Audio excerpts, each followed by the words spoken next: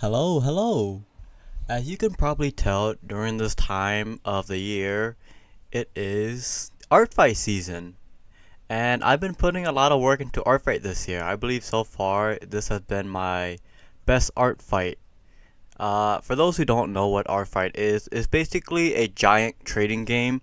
You pick one of two teams, you draw for other people, and you score points. And at the end of the month, the points are all tallied up, and you get to see which team win, either be yours or the others. It's all fun in game, you know. The main purpose of it really is just to draw for one another, and that's something I really wanted to do. I wasn't too interested in making points or getting points this year. Honestly, I was just interested in drawing like a bunch of people's OC and drawing other characters that I usually don't draw, as in my like daily art. But yeah, this year, I have made a lot of drawings. By the time I make this video, I probably would have made more, but those will probably come at a different time. I'll probably be posting those on my Twitter. And for those who don't know, please follow my Twitter and subscribe to my YouTube. And with that said, let's go on to review the first art fight I did for this art fight.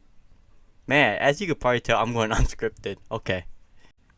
Hello. So the first character I did for this year's art fight is Changeman by Robert Toder.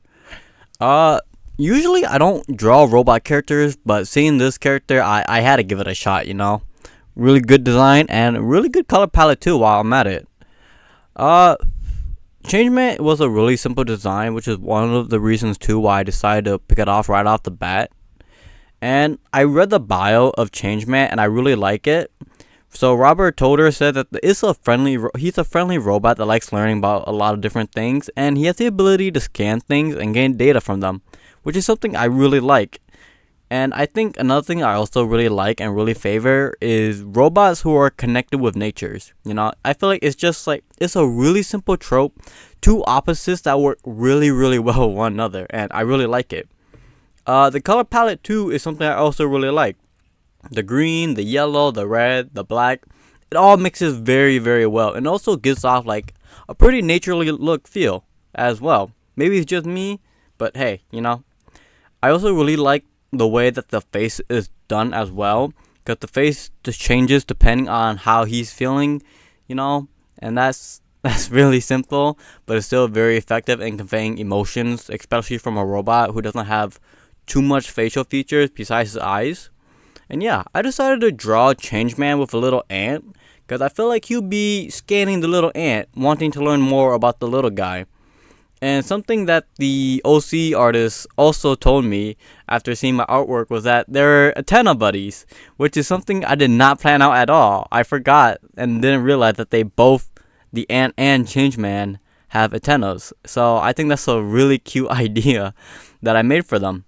And yeah, I'm still really happy with the way I color everything, the way I drew everything, and I know it's really simple, but I'm also really happy with the way I drew the ant as well, as I don't typically draw insects, and I'm really happy with how I drew Changeman as well, because I don't typically draw robots or insects, so both of these were a really fun challenge for me. And I'm gotta say, I'm really happy with how it turns out, and I'm happy that the OC artist likes this one as well. And yeah, on to the next one. So for my second art fight that I did, I decided to draw Shirley Draws Android OC, Soup. And let me just say, I absolutely love that name. Soup is such a great name for an android. So Soup is a starfinder from a campaign that Shirley made a few years ago. And I think what really drew me to this character was the glowing facial marking that Soup has around the character. I think that's a really cool character design, especially for like an android. And another thing I didn't realize until looking after the bio was that it glows. The line throughout her body and even her eyes glow a faint yellow that's bright enough to see through the stars. I don't know why I said that, but hey, you know, I still really like this OC design. It's a really unique take on an android, and as I said earlier, I absolutely love the name Soup for an android. So here is some things I want to go over about Soup. The color palette I really really liked as well, and the purple skin was also really fun to do since I don't traditionally do other kinds of skin color, which is something I really gotta work on in the future. And the hair was also a bit of a challenge for me to do as well, as you could probably tell in my art. I typically do more spiky as more anime inspired hairstyle. So when I did this hairstyle, it was somewhat of a challenge for me. You know, it was something new, it was something different, which is also another reason why I love Artfight. You don't get to draw things you don't usually draw. So I had a lot of fun also drawing Soup's hair as well. And in the clip, you could probably see that Soup has a little buddy as well in her right palm. I'm not entirely too sure what the green dragon name is, but from what I see in Shirley's draws bio for Soup, they seem to be like a small companion for Soup, and I gotta say, I think it works out really well. Oh, I'm really happy with the way I did the foreshortened arm, the foreshortened hand. Excuse me, I'm sorry. Because it was such a really weird angle, I had to take a picture of my own hand to be able to draw it to look right or for it to actually just look decent. But you know what? I'm happy with it came out. I'm really happy with how my art fight for Soup came out. And I'm really glad that Shirley Draw really likes the drawing I made for Soup. Soup is such a cool character, cool android, and that name is even cooler. 10 out of 10. Would definitely draw again in the future. Next up on my drawing block was a clown named Slinky. And I just want to say I don't typically I used to be really scared of clowns growing up as a kid. Nowadays, I feel like people have changed how clowns feel and just overall present themselves. So they're more fun nowadays, and that's something I really like. And I feel like Slinky has a good combination of also being like funny looking while also mixing in a bit of horror. And that's something I really wanted to try out. I feel like Slinky was a great opportunity to practice my horror style, because I feel like the chicken scratch style I was trying out could do really well with horror if I really tried it. So yeah. And oh, I'm sorry, I forgot to mention, Slinky the Clown is owned by Captain Clown. Also, great name. So for my approach when it came to drawing Slinky was that Slinky species is a clown snake. And because of that, I really wanted to get creative with how I pose Slinky, since Slinky isn't just a regular humanoid person or has like a humanoid build. So I had to get really creative. And I was thinking to myself, what would a snake clown do? I'm like, oh, I got it. Go upside down, scare people. Get other people, So when it came to drawing Slinky, that's what I did with my approach, and I gotta say, I think I did really good with the posing, and for what it's worth, I think it's one of the best clown drawings I ever done. The coloring for Slinky was also really, really fun for me to do, as well as I had a good opportunity to practice with the airbrush and surprisingly the water brush as well. I did a really shadowy approach when I drew Slinky, as I didn't want it to be too bright, because I feel like Slinky, would be great in the dark, patiently waiting for people to come and see it. So when it came down to coloring Slinky, I had to get a bit creative since the color palette was really simple, which isn't a bad thing, don't get me wrong. But because of that, I had to be, I think the right approach was, I think I took some artistic liberty when it came to drawing Slinky, so that I could make Slinky pop out, As a clown, you gotta be able to pop out. And yeah, I'm really happy with how I drew Slinky, and I'm really glad that Captain Clown liked my approach and drawing of Slinky as well. I also forgot to mention, but I also drew like a little, a circus curtain in the background of Slinky, because what other better place would be best for a clown, Clown circus goes hand in hand, just like me and noodles. Yeah, I'm not I'm not funny at all. But yeah, this is Slinky the Clown by Captain Clown. So for my next art fight attack that I did attack my good friend Lily, and I drew her self-sona. So I believe the most challenging but the most fun part of this drawing was definitely the pose, as it was a really unusual pose that I don't draw from.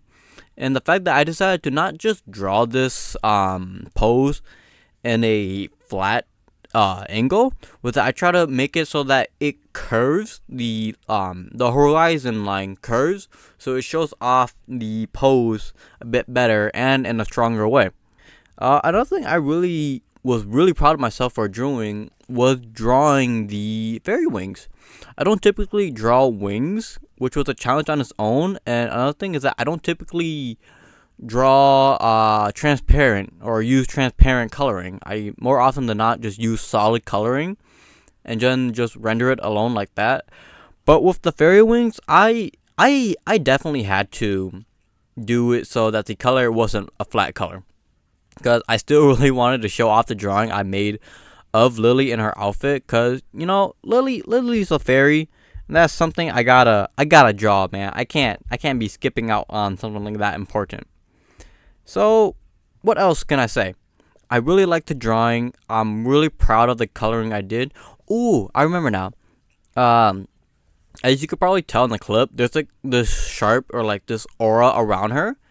I was really inspired by how, like, how in anime, whenever a character gets slammed onto the ground, or like when they use like a great amount of force, they get that like that whoosh of like aura around them to show how powerful something really is.